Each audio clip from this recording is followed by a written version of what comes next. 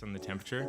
So the whole water stream would glow. Then the electric stuff stopped working, and I was like, that's probably good because I don't know if an electric faucet is like the safest thing. That's funny. Anyways, all Why, right. why does it work? Why does your work need a faucet like that? Because it's cool. That was going to be my exact question. All right. Wait, dudes. Are we ready? We're ready. All right. All right. Welcome back to Jeff and Jash. Unfortunately, Jeff, once again, can't be with us here again today. So, Nathan, thanks for filling in again. Absolutely. And we got special guest, Big John Weidenaar, with us. John, thanks for coming on. Thanks for having me. Appreciate it a lot. Thanks for getting up early and coming here and sitting through our technical difficulties. No, you're good. You're good. I was a half hour late. We were a half hour later. No worries. So, But hey, that's okay. We're rolling. Yeah. We got audio, we got video. we got Austin to fix all that stuff too. Slaying. Yep. There's a dog somewhere around here. And my wife Yep. making chicken. Good stuff. Great stuff. How you guys doing this morning? Doing great. I got It's some early. Doing good. Cold Smoke Coffee. Cold Smoke sponsor us. Shout out. Copyright. We're trying to get You sponsors. guys, you trying to get sponsors? Last time you tried to get us sponsored by a TV show, Brooklyn Nine-Nine, which I don't think happens. I don't think people do that. that's true. But Sponsored by Brooklyn Nine-Nine. I don't even know what Brooklyn Nine-Nine is. What is it? It's a cop TV show, right? I've never actually I seen think it. I'm the only one here who's seen it. Nathan's the only one that's seen it. It's really funny. It's it's a show about the 99th precinct in New York. It's by the same writers as like The Office and Parks and Rec. Oh, okay. So kind of similar humor. It's good though. I recommend it. I feel like I'd like that then. Yeah, it's funny.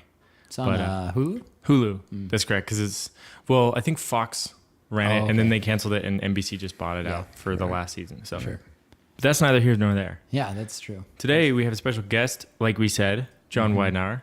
Appreciate you being here. Thanks for having me. Yeah, I don't know if I'm special, but No, Well, I think you are for sure. Pretty much all. You our are guests. currently the tallest guest we've ever had. It's true. okay. Out of the two guests we've had. Yeah, we've had your wife on, Madison. Yeah, I don't know if she counts as a guest. She's gonna be intermittent. We had a feature. She's giving you a look right now. She's giving me a look right now. Yeah. And I mean that lovingly because she's a regular. I don't think you're. Yeah.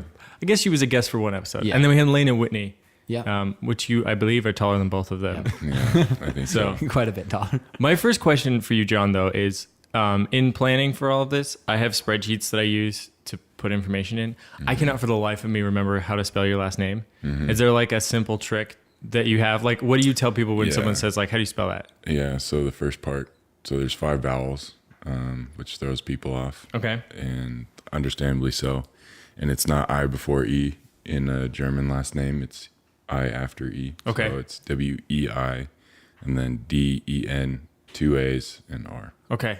So you got to remember that I is after E and then there's 2 A's at the end is kind of what the 2 keys to remembering how to spell my last name. There you go. That's fair. I feel like that's reasonable at this point. Yeah, I messed up the I before E. I'll tell you that much. No, you're fine. Am I wrong though? In most German last names that are I have no I idea. have no idea. that usually, I feel like that is because Caleb Schreibeis, their last name is Schreibeis German as well, and EI. both E-I's or both of the. I'd roll with it. I don't know a lot of Parts German of it. people, I think, or German Yeah. last names Right, because I have a German last name, but it has no I in at it all. at Yeah, all. Robertus. So Mine's pretty English, but that's okay. yeah, I don't judge you for Nelson. Nelson. Nelson. Nelson. it. One who Nelsons, the son of a Nelson. Son of Mel. Oh, okay, that's what it is. Yeah. What's Rule? Is Rule a German last name? I Or think it is. I'm not totally But sure. not sure. But it doesn't have an I in Austin it is either. American through and through, so that's all he cares about. But no, are you? He's I have red, white, never and blue. stopped to think about that. Are you German also? I feel like there's a lot of Germans in I think Montana. so. Okay, I'm pretty sure. all right, German influence. There's anyway. something from way up. Way back in the day. way back. All right, Josh, are you German as well? Scandinavian, Scandinavian. mostly, actually, and then some English because of that name. Okay. So, And yeah. John, I'm assuming you are. Yeah, it's German Dutch influence. Okay. It's mostly the Dutch side is where the community I come from, what they like to take pride in. But The you ain't Dutch, you ain't much. Did you hear that a lot growing up? Did you say that a lot growing up? I didn't say it a lot, but the one I recently heard that's funny too is if you're not Dutch, you ain't much, and then you're probably married to your second or third cousin. Oh boy, So that's a deep cut there. That is Or then you're not married to your second or third cousin if you're not Dutch or something like something that. like It was just like when I heard that, I just died because the community I'm from, it's like that. People literally, I think, have to consider sometimes like, are we related? You know, Sure. Before they start dating or as they are dating, like maybe we should find out. Sure. This Go on issue. Ancestry.com. Something like that, Or just ask your family. ask all which the right families people. are related to around here. I was going to make a joke about using Ancestry.com as a dating site, but I think I'll avoid that. It's probably good to avoid that show.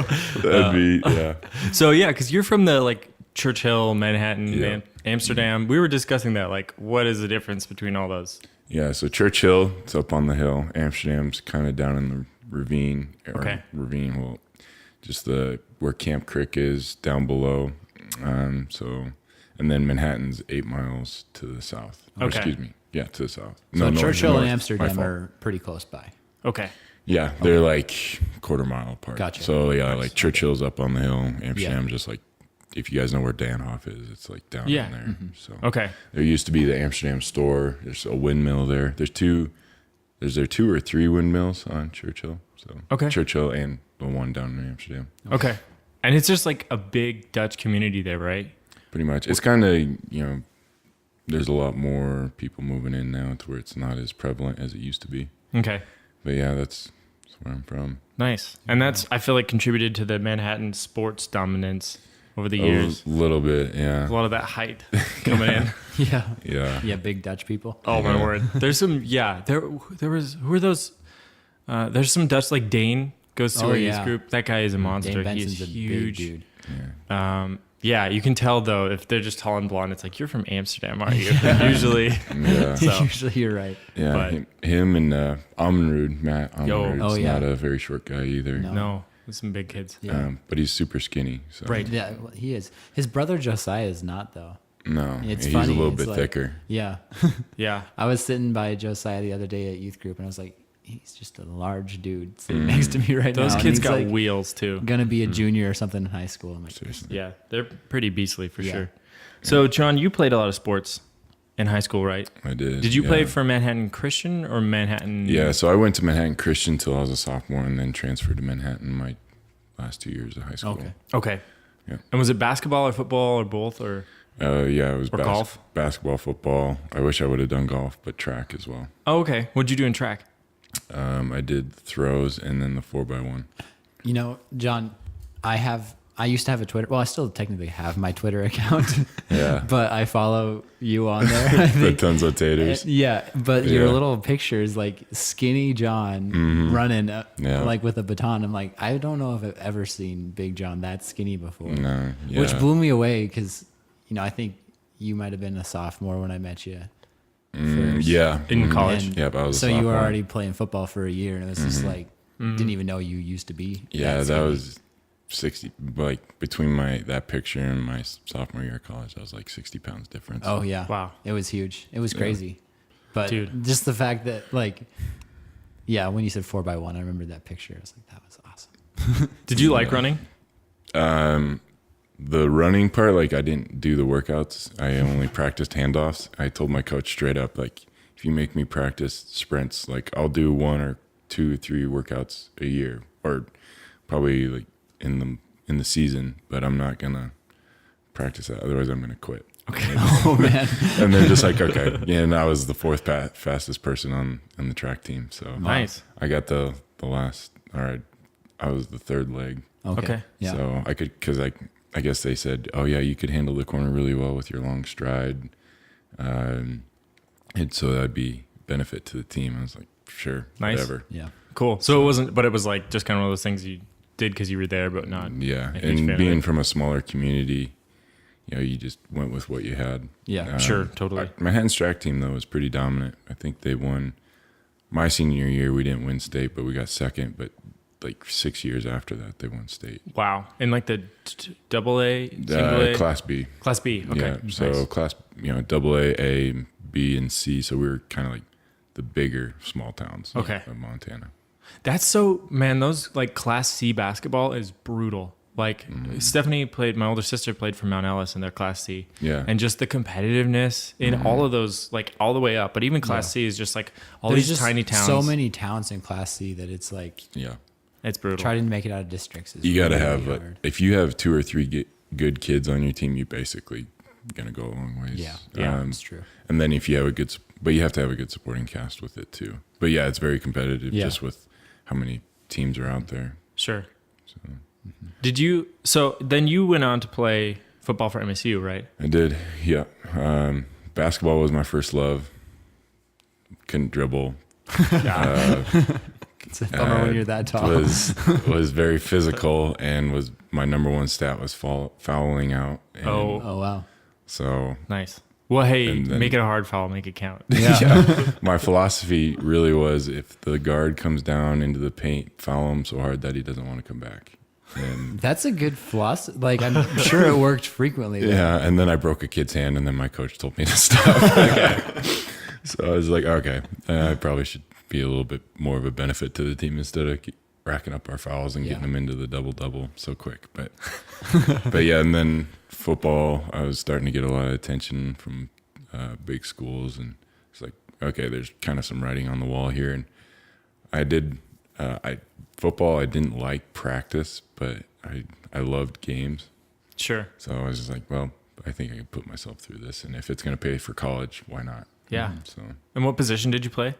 I played offensive line. Okay. I wanted to play defensive end, but again, athleticism was somewhat limited. In defensive ends, you got to be quick and explosive. And I mean, I was explosive. I did have good top speed, but I didn't have like that pop that they want defensive ends to have.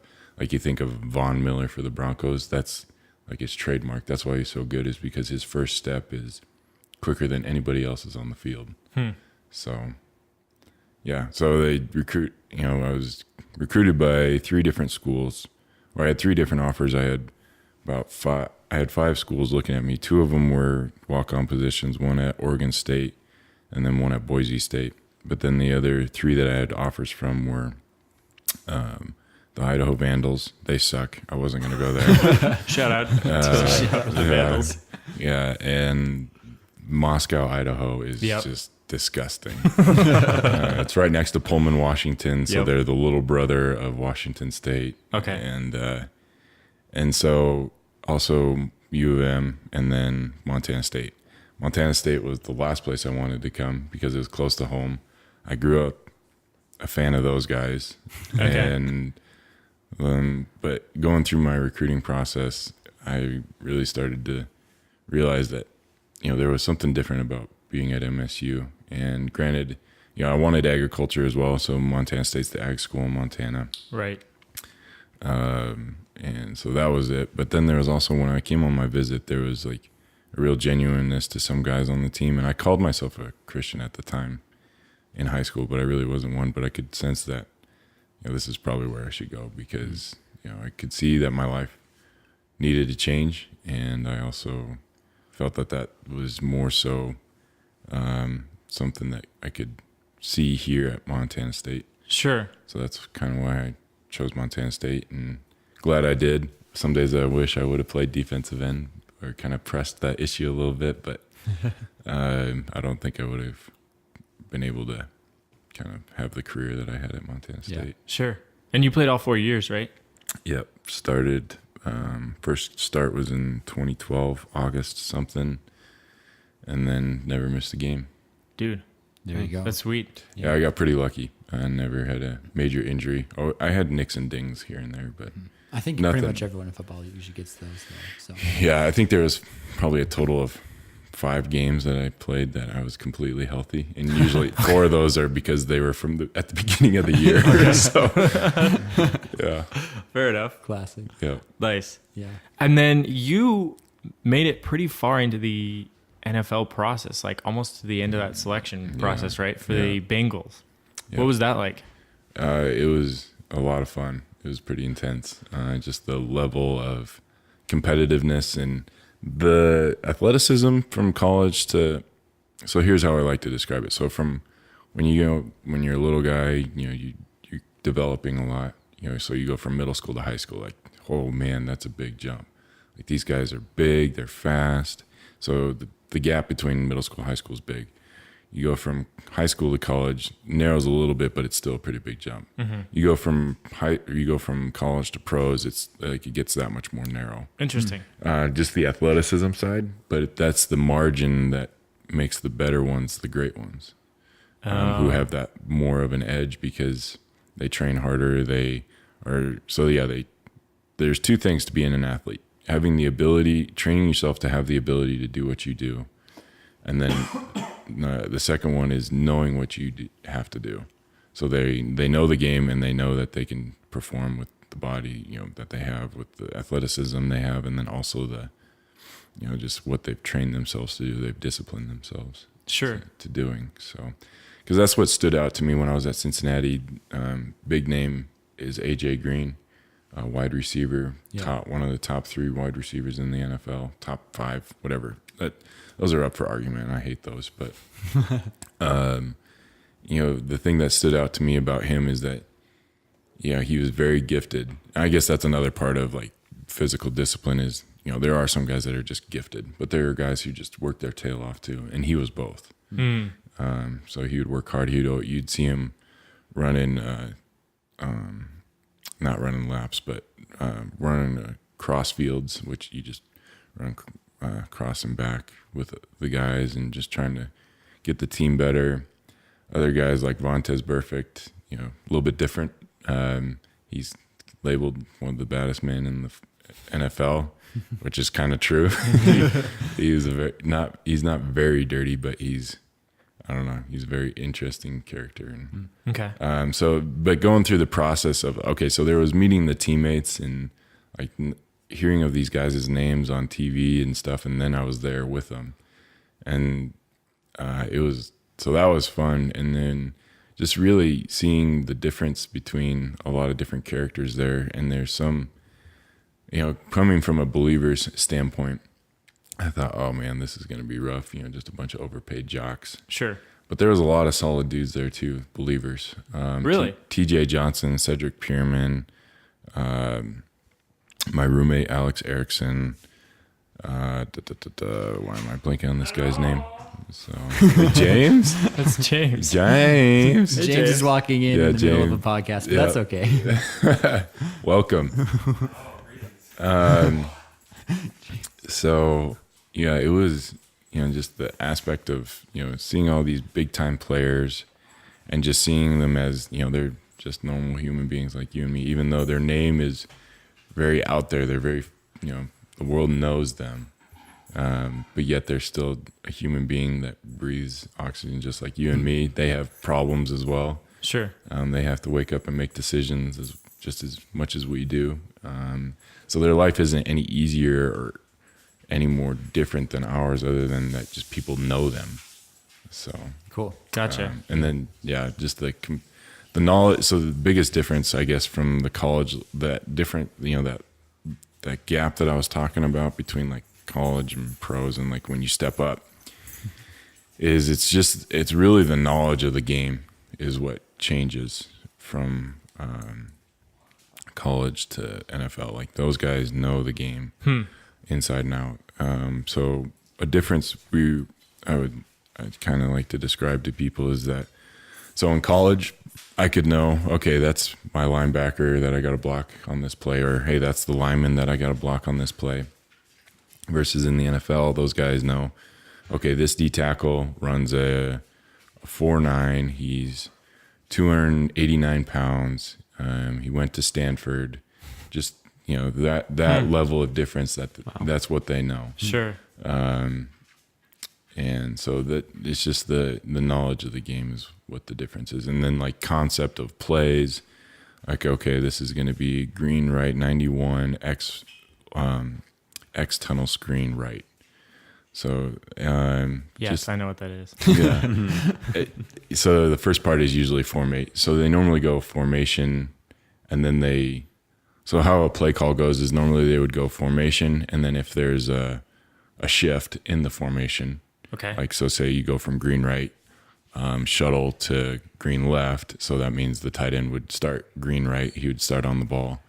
And then shuttle left means like during the cadence, like you'd step off the ball, shift over to the left, and then they would go green left. So formation, and if there is any shift, and then go to actual play.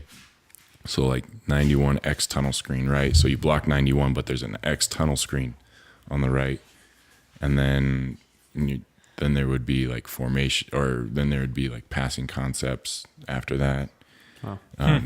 But as a lineman, you normally just want to know like 91. Yeah. Okay. Which I was an offensive lineman, Keys so like in on who you're blocking and stuff. yeah, it kind of tells me, okay, so 91, usually that's to the left because it's an odd number, but 91 tells me, or 90 tells me that it's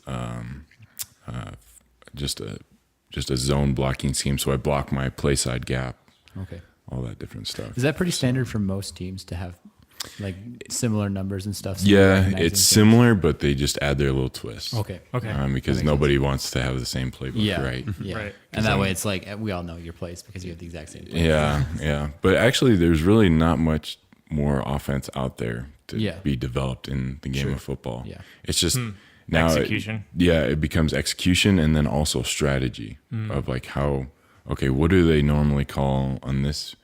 So they're on this yard line, they're on this down and distance. What do they normally call? What is their personnel? That's where the pieces start moving in the Yeah. game of football. Sure. And that's what teams who do use what they have well and have a good game plan and good plan of action on how they're going to run their plays and when they're going to run them.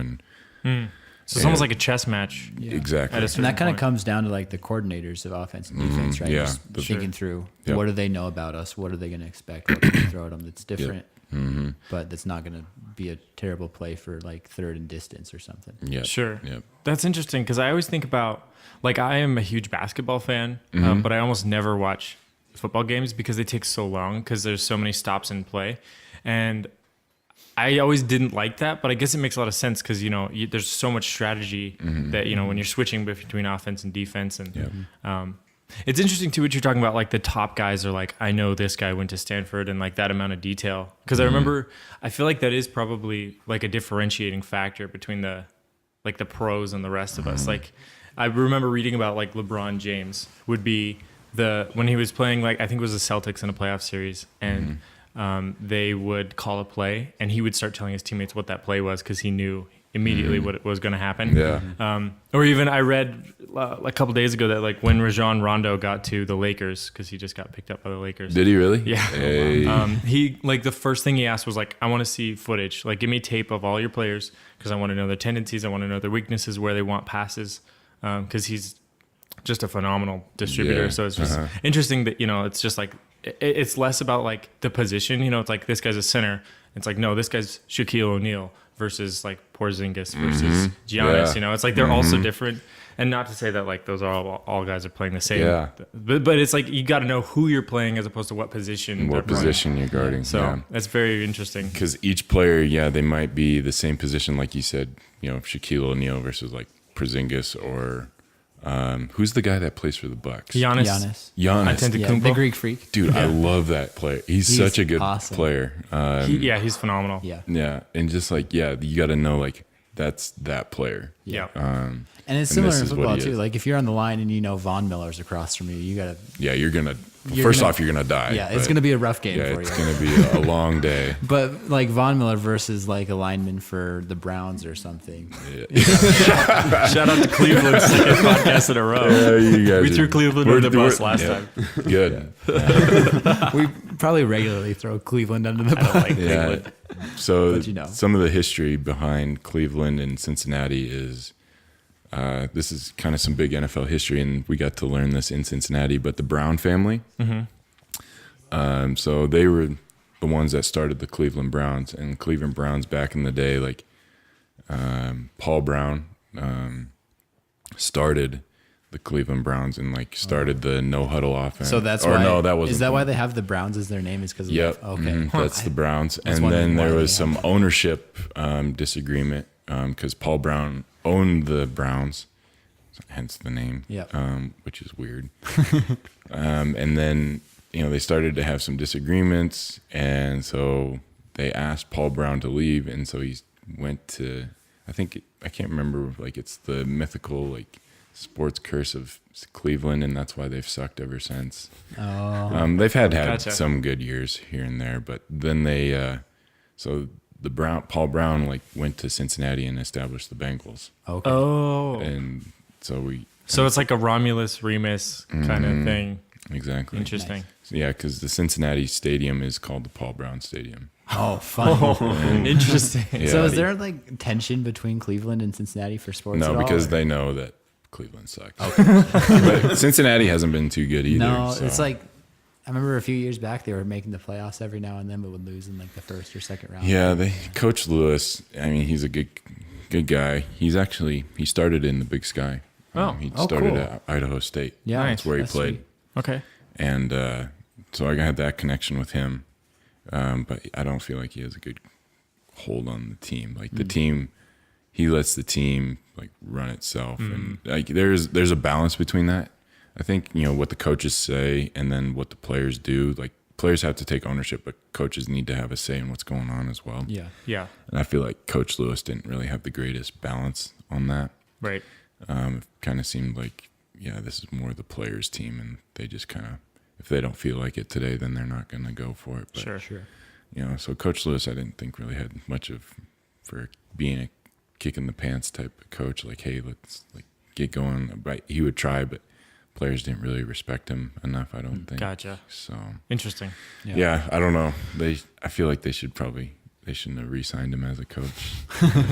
They keep on bringing him back, and he's never won a playoff game, and they've been to the playoffs, I think 8 times in his 12 That's years. tough. That's not a great record. Yeah, I feel like no. NBA, you would have been fired yesterday. Yeah. Seriously, you would have been. Like they fired Dwayne Casey from the Raptors after they made a deep playoff run, just because LeBron swept them, Yeah. and they had the #1 seed in their conference. Yeah. So I don't know. Stuff. Yeah. Anyways, There we go. well, thank you guys for joining us on this Yeah. episode of Jeff and Josh. John, thanks The for coming sports on. We edition. appreciate it. You bet. That was fun. That was a good conversation. Yeah, really enjoyed it. That was bueno. You're going boating now. Yeah, Nice. we had a miscommunication. I don't know if we're gonna leave for a little while yet. Gotcha. Nice. I can get some work done though. Nice. Yeah. Awesome. Well, thanks Sweet. for joining us. John, that was awesome. Yeah, that was Appreciate fun. it. This If is you- cool. If you're interested in listening to this podcast, not on YouTube, it's available currently on Google Play, Apple Music, and maybe Spotify. I'm not really sure. We're in talks with them. They're very annoying, so it might be up by the time this airs. I hope so. So you can also check out our website, jeffandjosh.net. All of our podcasts are there, as well as our merch store, which might have some merch in stock, possibly by the time this is up, depending on Maybe- if I get my maybe screen a printing t-shirt. press done yet. So, anyways, thanks for joining us, and we will not see you next time. We'll be here next time. There we go. Thanks, Josh. That was sweet. Yeah, that was cool. So this is like YouTube and Spotify and what else? Google Play, Apple, and then our own website.